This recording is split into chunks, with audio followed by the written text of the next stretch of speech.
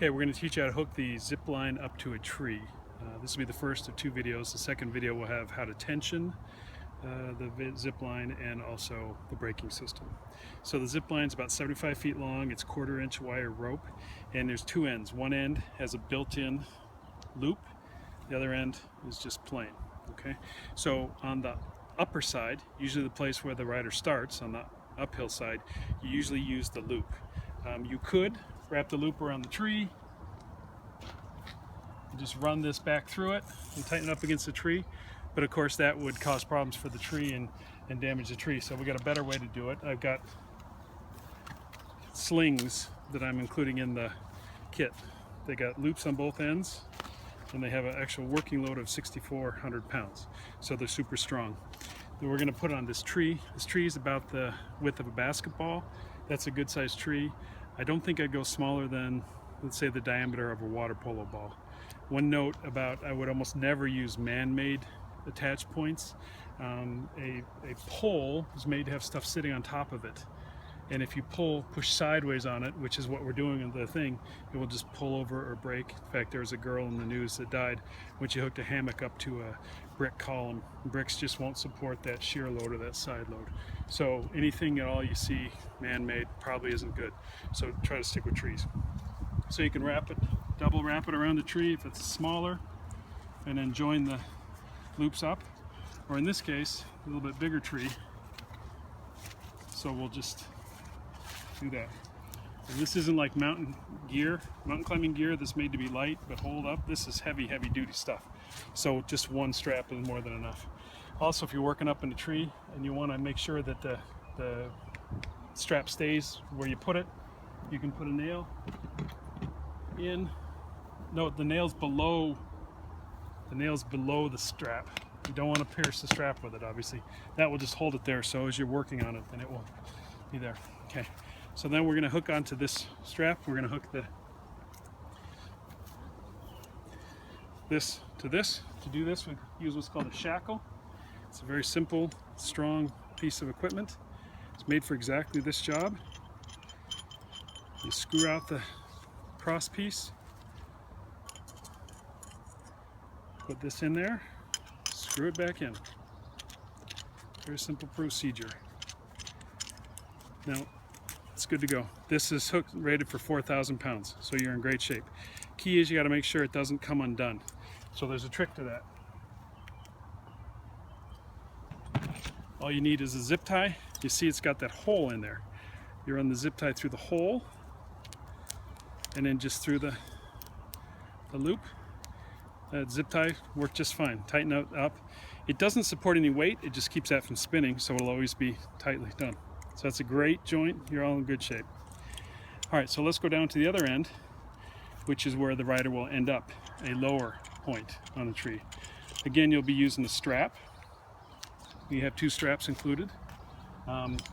So we have the strap, but this time we have the end of the wire, which doesn't have a loop on it.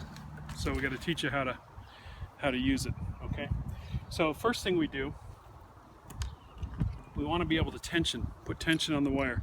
So we use this. It's called a turnbuckle.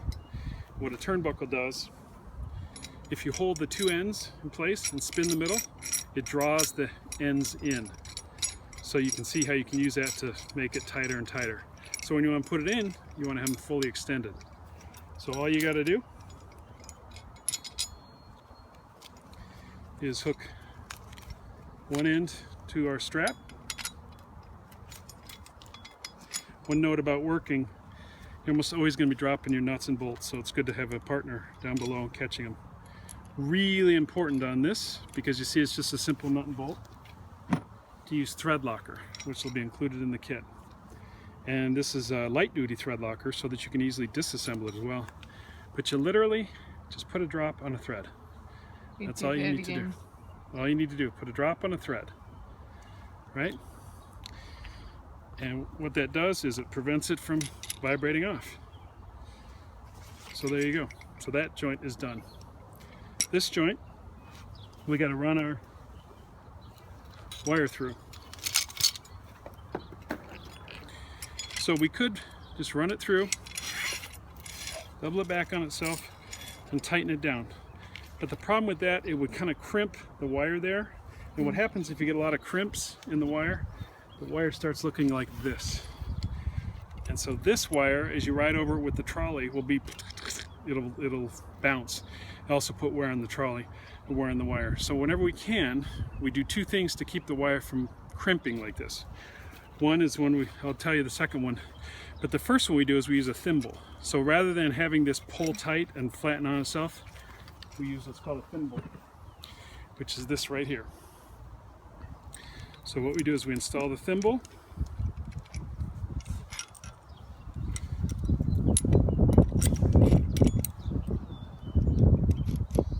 Again, a drop of the thread locker there. So thimble's installed, and all the thimble does is it keeps the wire from clamping down hard on itself. It just guides the wire around there in a gentle loop. I'm going to try to actually find a little bit bigger thimble because this one's hard to install. So now we use what's called a wire clip, and it's got a couple pieces. It's got a saddle and a U-bolt and a couple bolts. So it's pretty simple. You put the wire on it, you put the saddle on it, you put the U-bolt in it, and you tighten it down. Now, I'll teach you some things about it. So I've hand tightened, I've started it. So what we want to do is now, before you install this, you're going to tension the wire. I'll teach you how to do that in the next video. But you push it back as far as you can on that thimble. And so now you see that wire is gently wrapped around there.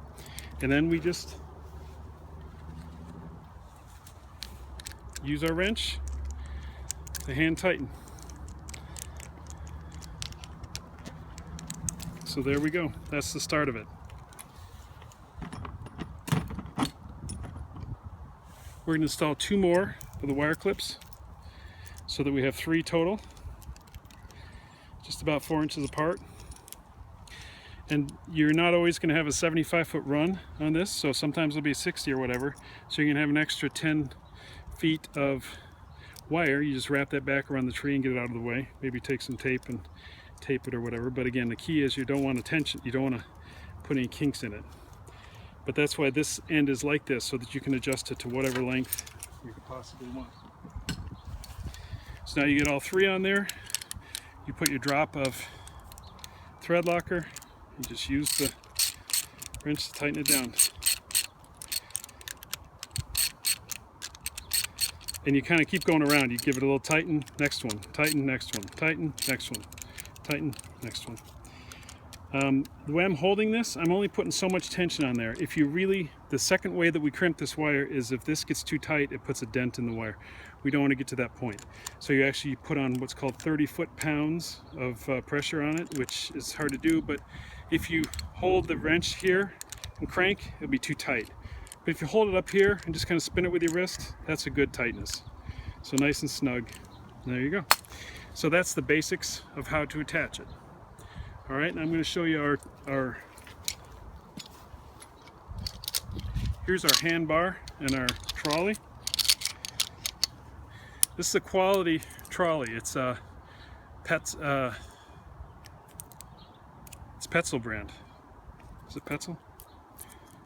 Doesn't matter.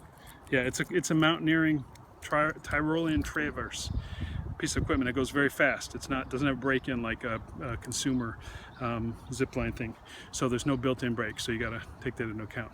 So what you do is after you've assembled the wire, you drop the trolley on the wire and you just clip in with the handbar.